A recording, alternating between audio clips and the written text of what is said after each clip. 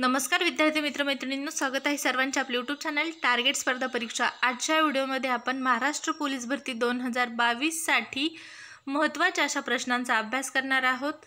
त्यामुळे व्हिडिओ शेवटपर्यंत पहा विद्यार्थी मित्रमैत्रिणींनो। 2019 ची जी पोलीस भरतीची परीक्षा आता पार पडली आहे आणि त्यानंतर 2019 च्या पोलीस भरतीची संपूर्ण प्रक्रिया जी आहे ती पार पडलेली असून आता 2022 च्या भरतीची हालचाली सुरू आहेत। या अगोदर 1 ते 2 दिवसापूर्वीच आपल्या चॅनलवर तुम्हाला एक व्हिडिओ पाहण्यास मिळेल ज्यामध्ये महाराष्ट्र पोलीस भरती मध्ये रिक्त असलेल्या पदांचा तपशील मागवला जात आहे आणि याच तपशिलाच्या आधारे 2022 मध्ये पोलीस भरती होणार आहे असे सूचित होते आणि ती प्रक्रिया जी आहे ती लवकर होणार आहे असे सूचित होते।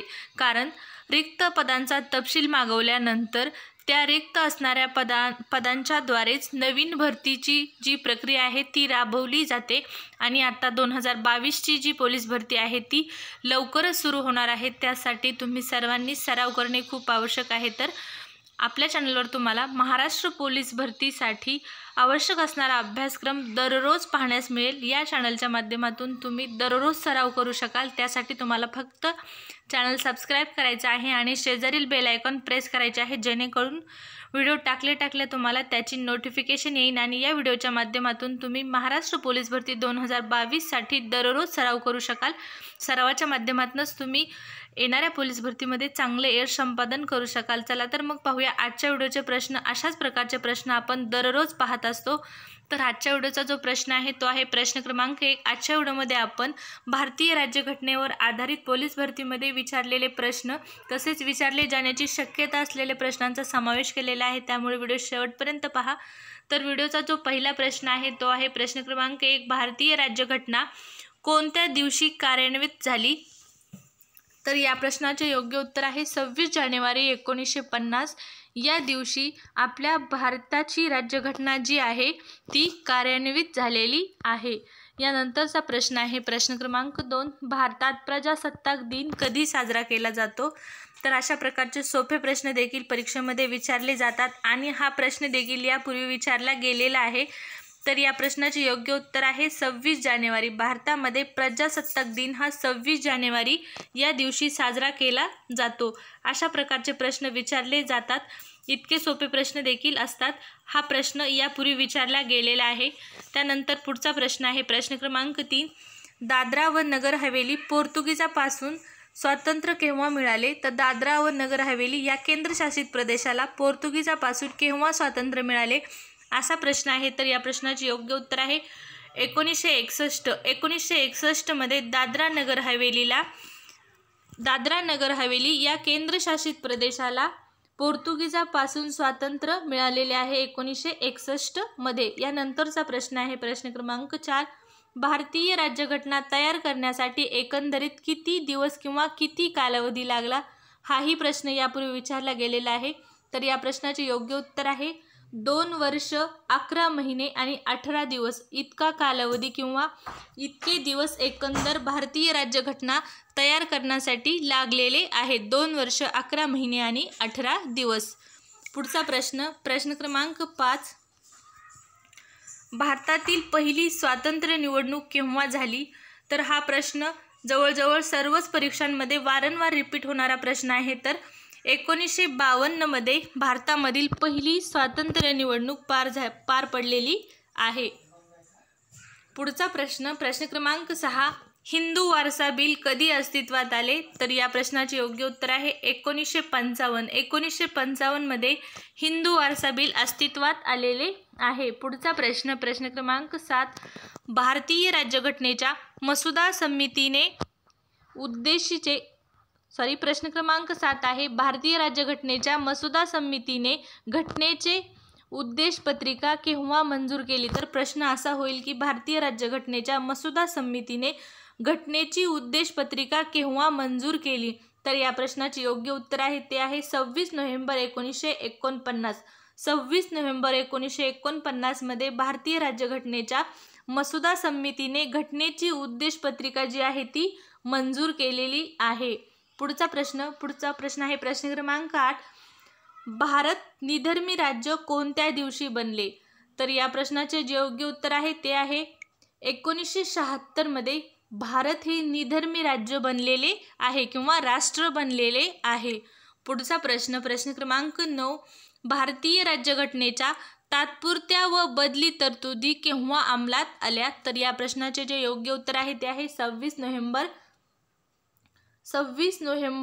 1949. 26 नोव्हेंबर 1949 मध्ये भारतीय राज्यघटनेच्या तात्पुरत्या व बदली तरतुदी अंमलात आलेल्या आहेत. पुढचा प्रश्न, प्रश्न क्रमांक 10, भारतीय राज्यघटनेचे वैशिष्ट्य कोणते?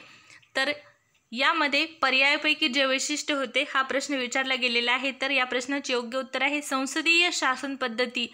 संसदीय शासन पद्धती हे भारतीय राज्यघटनेचे वैशिष्ट्य आहे. पुढचा प्रश्न, प्रश्न क्रमांक 11, भारताने बोफोर्स कागदपत्र कोणत्या शहरातून परत आणली? त्या शहराचे नाव काय? तर या प्रश्नाचे उत्तर आहे बर्न. भारताने बोफोर्स कागदपत्रे बर्न या शहरातून परत आणलेली आहेत. प्रश्न क्रमांक 12, भारत हे कोणत्या प्रकारचे राष्ट्र आहे? तर या प्रश्नाचे जे योग्य उत्तर आहे ते आहे धर्मनिरपेक्ष. आपला भारत देश हा एक धर्मनिरपेक्ष राष्ट्र आहे. हाही प्रश्न विचारला गेलेला आहे. प्रश्न क्रमांक 13, सार्वभौम राज्य या शब्दाचा अर्थ काय? हा प्रश्न पण विचारला आहे यापूर्वीच्या भरतीमध्ये. तर या प्रश्नाचे योग्य उत्तर आहे कोणत्याही आंतरबाह्य शक्तीच्या आधिपत्याखाली नसणे म्हणजेच सार्वभौम राज्य होय.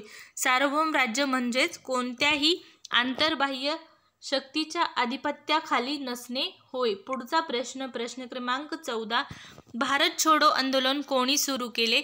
तर या प्रश्नाचे योग्य उत्तर आहे बाबा आमटे. पुढचा प्रश्न, प्रश्न क्रमांक 15, भारतीय राज्यघटना कशी आहे? तर या प्रश्नाचे जे योग्य उत्तर आहे ते आहे अंशतः लवचिक व परिदृढ.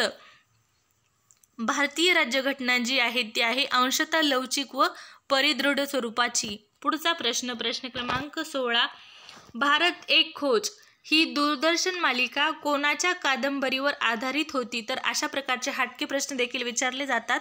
हा प्रश्न विचारला गेलेला आहे. तर या प्रश्नाचे योग्य उत्तर आहे भारताचे पहिले पंतप्रधान. तर भारत एक खोज ही दूरदर्शन मालिका पंडित जवाहरलाल नेहरू भारताचे पहिले पंतप्रधान यांच्या कादंबरीवर आधारित होती. पुढचा प्रश्न, प्रश्न क्रमांक 17, आपली राज्यघटना खालील पर्यायापैकी कशा प्रकारची आहे? तर या प्रश्नाचे योग्य उत्तर आहे परिदृढतेपेक्षा परिवर्तनीय आहे. परिदृढतेपेक्षा परिवर्तनीय आहे. सॉरी, शब्द उच्चारण्यात चुकला. तर परिवर्तनीय आहे. पुढचा प्रश्न, प्रश्न क्रमांक 18, यशवंतराव चव्हाण यांच्या आत्मचरित्राचे नाव काय? तर या प्रश्नाचे योग्य उत्तर आहे कृष्णकाठ. यशवंतराव चव्हाण यांच्या आत्मचरित्राचे नाव आहे कृष्णकाठ. हा प्रश्न बऱ्याच वेळा रिपीट होतो. पुढचा प्रश्न, प्रश्न क्रमांक 19, राजेशाहीचे विकृत स्वरूप म्हणजे काय? तर या प्रश्नाचे जे योग्य उत्तर आहे ते आहे हुकुमशाही. राजेशाहीचे विकृत स्वरूप म्हणजे हुकुमशाही होय. पुढचा प्रश्न, प्रश्न क्रमांक 20, भारत हे कोणत्या प्रकारचे राष्ट्र आहे? तर या प्रश्नाचे योग्य उत्तर आहे सार्वभौम समाजवादी धर्मनिरपेक्ष लोकशाही गणराज्य. सार्वभौम समाजवादी धर्मनिरपेक्ष गणराज्य लोकशाही गणराज्य अशा प्रकारचे आपले भारत देश हे एक राष्ट्र आहे. पुढचा प्रश्न, प्रश्न क्रमांक 21, राजीव गांधी यांची हत्या कधी झाली? तर या प्रश्नाचे योग्य उत्तर आहे 21 मे 1991. 21 मे 1991 मध्ये राजीव गांधी यांची हत्या झालेली आहे. पुढचा प्रश्न, प्रश्न क्रमांक 22, भारत हे एक संघराज्य आहे कारण काय? भारत हे एक संघराज्य आहे याचे कारण काय? तर या प्रश्नाचे योग्य उत्तर आहे भारताच्या शासन पद्धतीत संघराज्याची प्रमुख वैशिष्ट्ये आढळून येतात. भारताच्या शासन पद्धतीमध्ये संघराज्याची प्रमुख वैशिष्ट्ये आढळून येतात. हे कारण आहे भारत एक संघराज्य असण्याचे. पुढचे प्रश्न आहे प्रश्न क्रमांक 23, भारतीय राज्यघटनेचे मूळ स्वरूप काय आहे? तर या प्रश्नाचे जे योग्य उत्तर आहे ते आहे संघराज्य.